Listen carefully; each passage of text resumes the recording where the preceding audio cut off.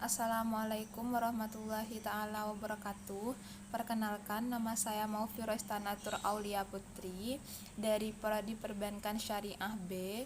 Nah, di sini saya akan menjelaskan tentang maslahah al-mursalah. Nah, pertama-tama saya akan menjelaskan tentang pengertian maslahah al-mursalah terlebih dahulu. Jadi maslahah itu adalah sesuatu yang dipandang baik karena mendatangkan kebaikan kepada diri manusia dan menjauhkannya dari keburukan. Seperti contohnya berpacaran, seperti itu. Nah, jadi sebenarnya para ahli itu banyak yang mendefinisikan tentang pengertian maslahah gitu. Cuma di sini saya akan memperjelas lagi, dan apa ya yang para ahli katakan uh, itu artinya tidak hampir sama dengan apa yang saya ucapkan, seperti itu, yaitu dipandang baik karena mendatangkan kebaikan serta menjauhkan dari keburukan, seperti itu teman-teman. Nah, di sini itu juga ada dasar hukum maslahah. Jadi dasar hukum maslahah itu untuk meraih kemanfaatan dan menghindari dari kemudaratan. Nah, jadi kemaslahatan manusia itu dipengaruhi oleh ruang dan waktu, seperti itu. Misalnya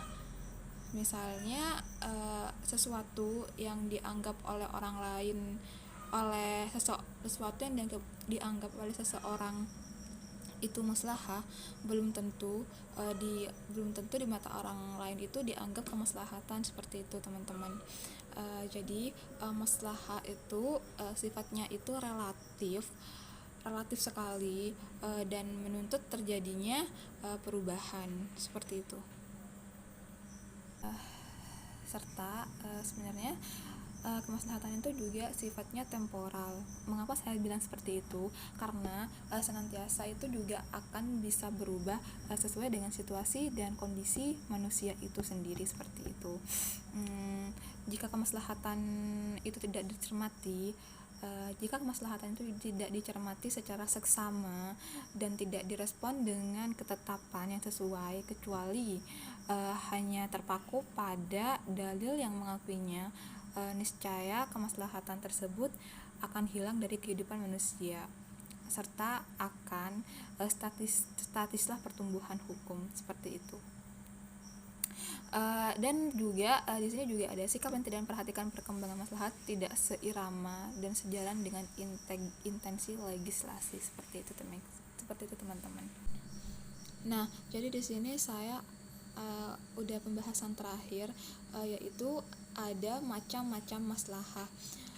Untuk macam-macam maslahah ini ada 4, dan di sini saya akan menjelaskan tentang yang pertama, yaitu maslahah al-daruriyah.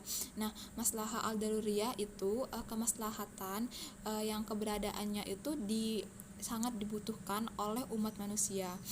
Nah, jadi artinya itu kehidupan manusia tidak punya arti apa-apa bila satu dari prinsip yang 5 itu kurang, seperti itu. Nah, contohnya itu kayak memelihara agama, jiwa, akal, harta, keturunan. Nah, dari yang saya sebutkan itu, kelima maslahah yang saya sebutkan itu bisa disebut al-masalih al-khamsah, seperti itu. Nah, yang kedua itu ada maslahah al-hajiyah. Nah, di sini untuk maslahah al-jaiyah itu artinya kemaslahatan yang tingkat kebutuhan hidup manusia kepadanya tidak berada pada tingkat daruri. Jadi secara tidak langsung menuju ke arah mempermudah untuk memenuhi kebutuhan manusia gitu. Misalnya dalam bidang rezeki, terus puasa, diberi keringanan juga berbuka puasa bagi orang-orang yang sedang musafir. Terus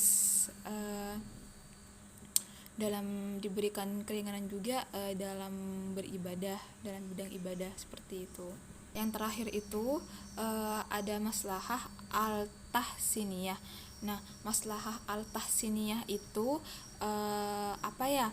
Itu maslahah yang kebutuhan hidup manusia kepadanya tidak sampai tingkat daruri dan juga tidak sampai tingkat haji. Namun kebutuhan tersebut perlu dipenuhi dalam rangka memberi kesempurnaan dan keindahan bagi hidup manusia. Seperti itu.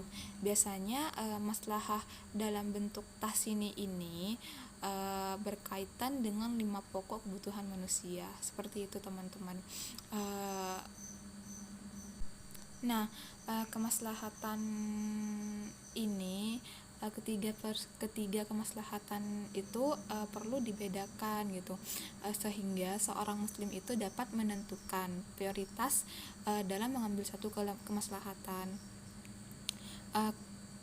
Kemaslahatan al-daruriyah harus lebih didahulukan daripada kemaslahatan hajiyah, dan kemaslahatan hajiyah ini lebih didahulukan daripada kemaslahatan tahsiniyah. Seperti itu, teman-teman.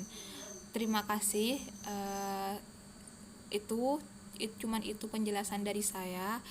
Kurang lebihnya mohon maaf. Wabillahi taufiq wal hidayah. Wassalamualaikum warahmatullahi taala wabarakatuh.